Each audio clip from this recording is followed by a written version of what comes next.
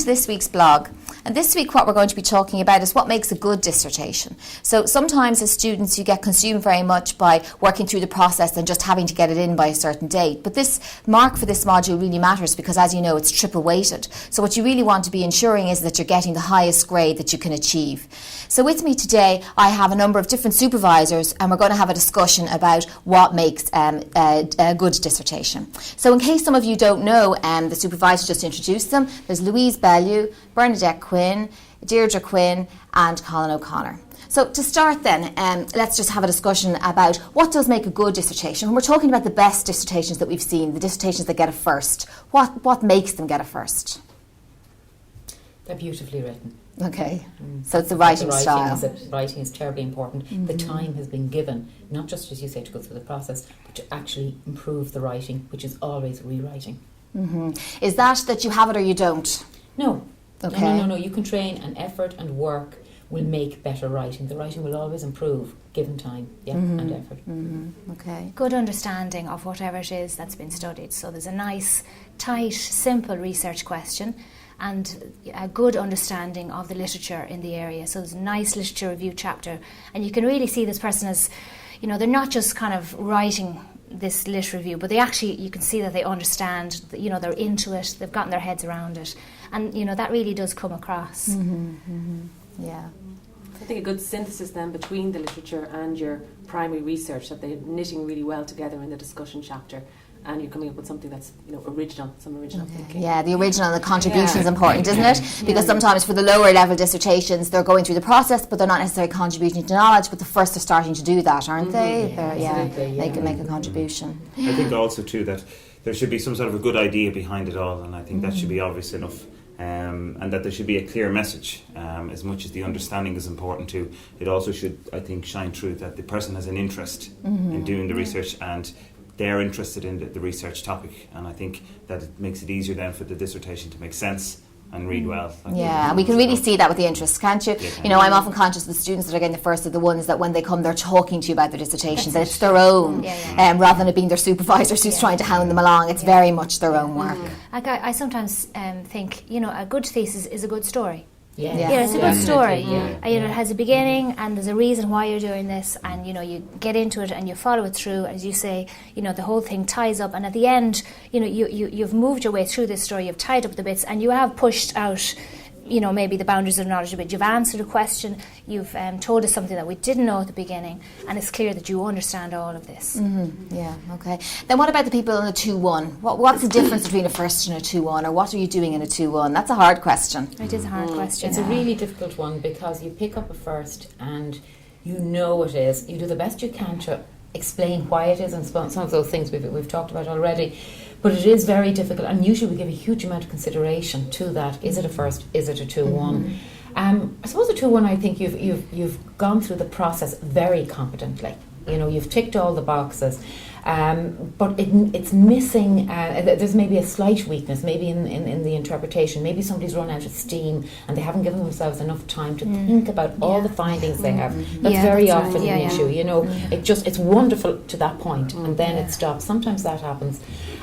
The written English, I just keep coming back to it. Everybody should have somebody who proofreads their work for them. They really, really should. And it doesn't have to be somebody, in college. It can be somebody who has a good grasp of the English language, that they know. Or even a good plan, isn't it, for students to even now get into 2s and say, I will proofread yours, you proofread mine, to do that, because supervisors aren't going to be doing that for you. That's the job of the student. And that can move you up, can't it? It can move you up a good 5%, 10% even sometimes. Absolutely. You will not get you won't get a first. You're unlikely to get a 2-1 unless the written English is very good. It's as simple as that. Really, and it's because you're trying to communicate in this thesis. You want your supervisor, and let's not forget, another person who knows nothing about your work, who may know little really about the topic, needs to be able to pick up this and read it and understand it. So they don't want to be struggling. It's not, your task is not to have them struggling. They must be able to understand it from start to end. And just to pick up on a few things there, I think the notion that, obviously the first is really excellent across the board. And I think the 2-1 can be really, really, really good, but perhaps the final chapter lets them down. They leave the concluding chapter till the last night.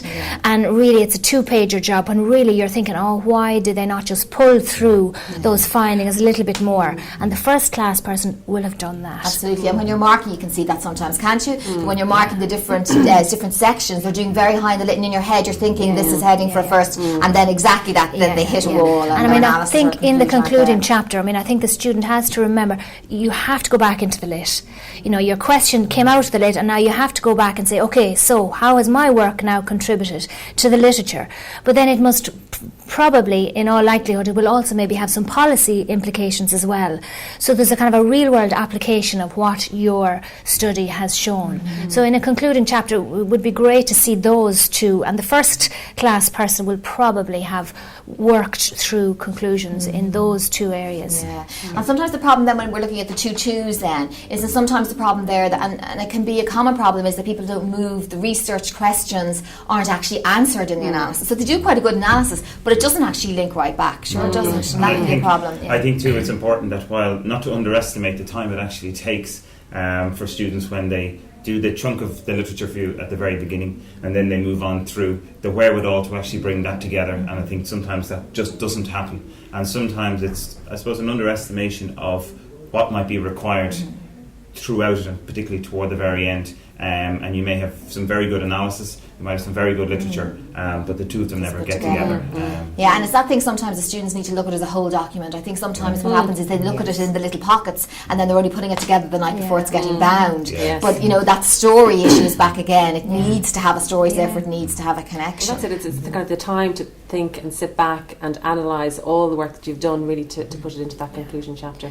But also the flow, the last bits that you're talking about at the end of the dissertation, when you're putting it all together, is just the introduction and conclusion of each chapter to make sure that they're flowing nicely throughout. Your, I suppose, the layout, etc. Needs the fine-tuning at the very end, I think, and also. And then let's talk about the fails, which we don't want to talk about, but what constitutes a fail? Why is somebody likely to fail on their dissertation? Because we do have cases every year of this. I think they start, at the beginning, one of the things that they may have struggled with at the very beginning was not having a clear research question or very clear idea of what they were doing, or they didn't have an understanding, and unfortunately the process has just drifted on.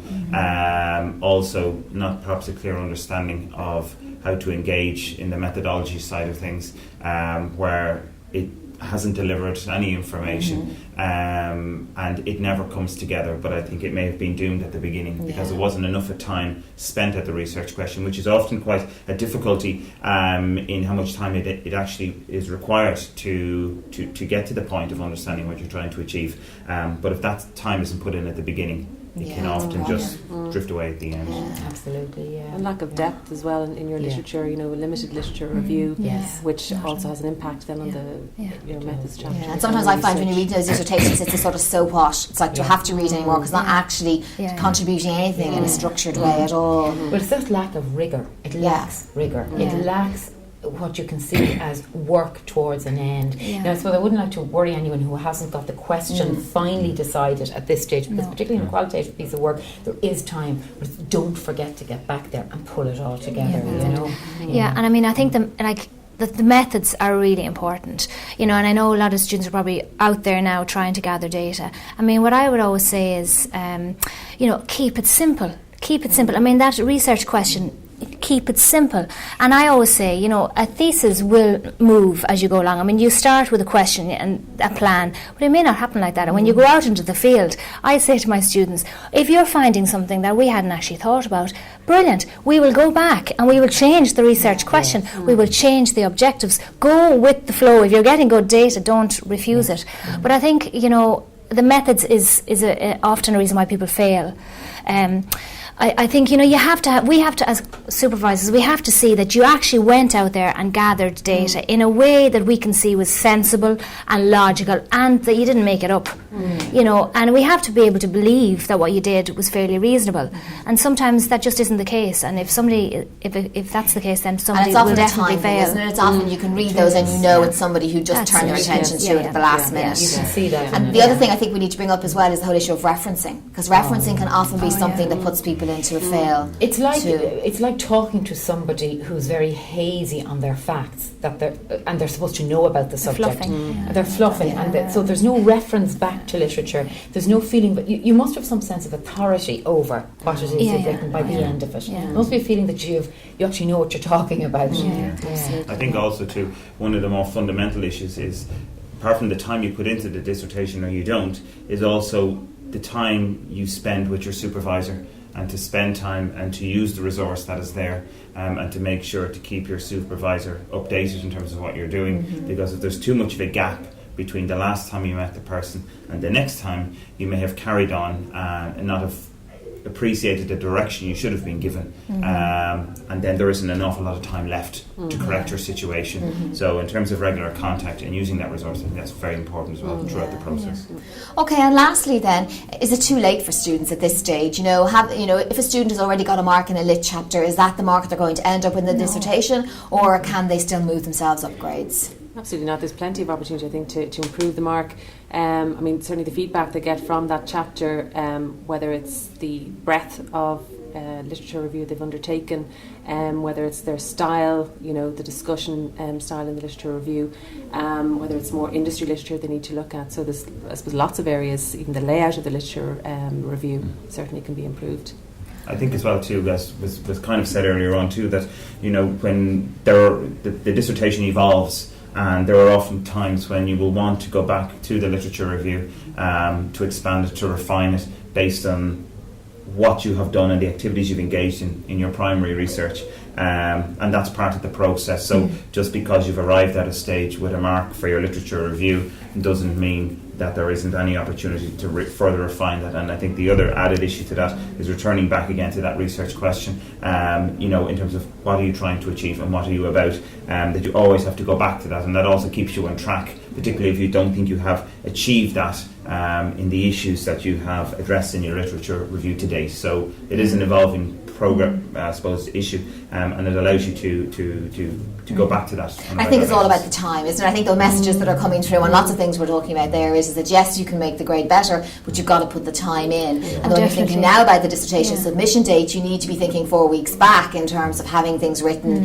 spending the time thinking, writing, and spending the time on the conclusions and the analysis. I mean, I can't overemphasize the proofing thing. I just can't. It's not just in terms of the actual language, but just small grammatical things and whatever. It just looks careless, the final product, if it hasn't been proofread. Absolutely needs to be proofread. And can I just say as well, I think sometimes a lit review, it's not an easy thing to do. You're reading literature and sometimes it's hard to make sense of it.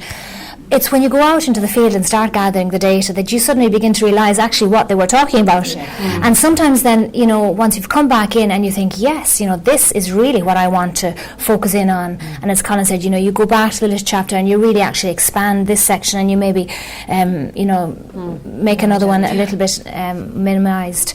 And it's like Ziene said earlier, it's about seeing this thesis as this whole. It's not these bits. All those bits must connect. So, of course, there's a chance to do better. And people have different strengths. Some people are very good at gathering data, and some people love writing up findings, and they find the lit that bit more difficult. So, people will. It'll come good. It'll come good. Okay, thanks very much. So for this week then, we've seen how what constitutes different grades of dissertations, and if you want more information, remember that the grade descriptor is available on web courses, so have a look at that, where we classify the grades and what sorts of things we're looking at in order to put them into those categories. So hopefully that'll help you. Remember, the main message that's coming forward is make sure that you leave yourself plenty of time in terms of making the document into a whole document, and also in terms of engaging in high level of analysis and conclusions. See you next week.